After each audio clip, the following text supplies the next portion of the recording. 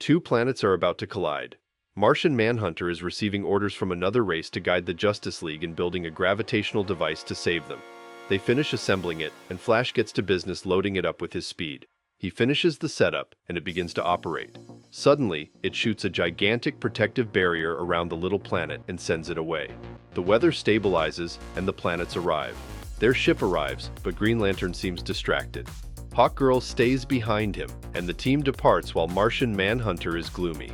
Later on, Green Lantern is ring skiing with Hawkgirl. She makes fun of him for screaming while sliding around the snow. He constructs a snowman with full decorations before dropping down and creating a snow angel. He then throws a snowball at her and she drowns him. They begin to have a snowball fight. Meanwhile, Flash visits a bunch of orphans to give them some Christmas joy. He brought them presents as well and asked them what they wanted. Suddenly, the TV switches on and they watch it happily. They want a toy on the TV, and he promises to get them that and takes off. Later on, Superman takes Martian Manhunter to spend time with him on Christmas Eve. They go back to the Kent farm to spend time with his family. John is polite with the family, and he is treated like one of their own. He takes Kara's room and tells Clark that he's never seen this side of him before. John looks at the toys, and a cat comes to him, but is scared of him. Back to the snowball fight, they are now launching catapults and raining it down. Green Lantern doesn't mess around, and he is finally victorious. Hawkgirl still doesn't get the whole obsession with the holidays. She invites Green Lantern to go to a planet where they celebrate battles and decide to go. Flash is running around the city spreading festivities until he runs into an angry mob. Everyone is trying to get the same toy, and it's out of stock everywhere. He looks around the city until he gets an idea. He'll go right to the source. He grabs the very last toy and thanks the manager before leaving. Back at the Kent farm, the fam is having dinner and telling stories about Superman. John is still feeling lonely, and he is given a present. He says he didn't bring one, but his company is enough. He's given a sweater and wears it and fits the size. Meanwhile, Green Lantern and Hawkgirl go to the planet where she goes to celebrate. This alien planet is full of violence, and they go to a club. Hawkgirl is one of the regulars, and they get to the bar. She acts like a typical drunkard, and Green Lantern can't keep up. She then starts a fight in the bar and sets Green Lantern up. All hell breaks loose inside the bar, and they all fight. Flash is still attending to the kids' needs when he finds an explosion in the museum. It's the Ultra Humanite. He's taking down the art as he thinks it's not good enough. Flash is too slow, and the roof falls on his head. Ultra Humanite shoots, but Flash is fast, steals the battery of his gun, and beats him up, but he breaks the toy. Flash is sad for the kids, and Humanite doesn't care. He thinks Christmas and toys are worthless. Flash scolds him and tells him to think of the kids. Humanite grabs the battery and smacks Flash from behind. Flash wakes up later on, but Humanite is fixing the toy and calls a truce. He tells him that his word's connected and gets to work on the toy. Meanwhile, John is still feeling lonely. He roams around the house to observe, then makes his way to town. He disguises himself as an ordinary citizen and finds families being happy. As he walks by his lonely self, he finds a little girl trying to believe in Santa Claus. He visits the house to make her happy and steals some cookies. He then visits a chapel to listen to the orchestra, and it hits him deep inside. Back at the bar fight, everyone is beating everyone up. Green Lantern is trying to hold off, and Hawkgirl is having the time of her life. Green Lantern kicks ass before his own is kicked. They're in trouble. Flash is trying to convince Humanite to wear a Santa outfit, and they visit the kids. They bring the toy and give it to the children. The toy tells the children a story, and they all sit closely to listen. Humanite is then taken to jail, and Flash waits for him inside. He thanks him for helping the kids and leaves him an aluminum Christmas tree in jail. Humanite likes it, and Flash leaves him to be alone and enjoy his night. Later on, the bar fight is done, and everyone is cuddling. Hawkgirl seems to be falling for Green Lantern. Superman gets up in the middle of the night. He finds his parents listening in on John singing in his room with the cat. Now that we are done with the festivities that happened on this Christmas special, let us jump to the Season 3 premiere and pick it up from there. A bunch of low-life thugs are trying to steal from a grocery store. They rush in with guns, and one of the cashiers manages to press the panic button. One of the thugs is enraged and wants to shoot him despite his buddy's pleas against this, but a green arrow pierces through and nails his gun to a wall away from him. A very Australian accent pierces our ears as well, and we are treated with the revelation that it is Green Arrow who is doing the saving.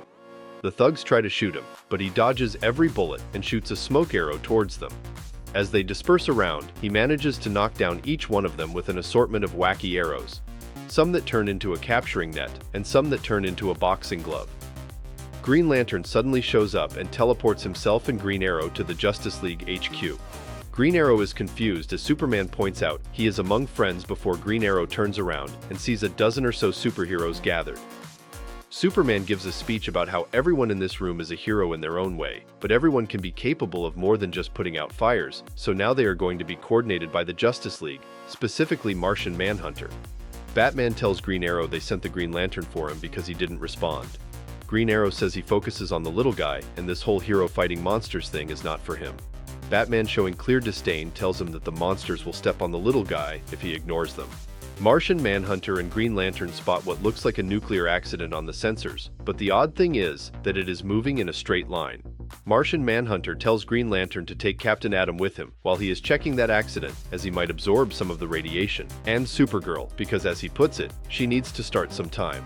Green Arrow wants to leave the place, but he doesn't want to go through the teleporter again, so Green Lantern agrees to drop him off after they finish the current mission.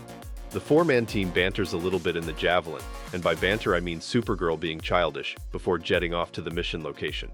The team arrives at the location in China to see a trail of destruction and smoke.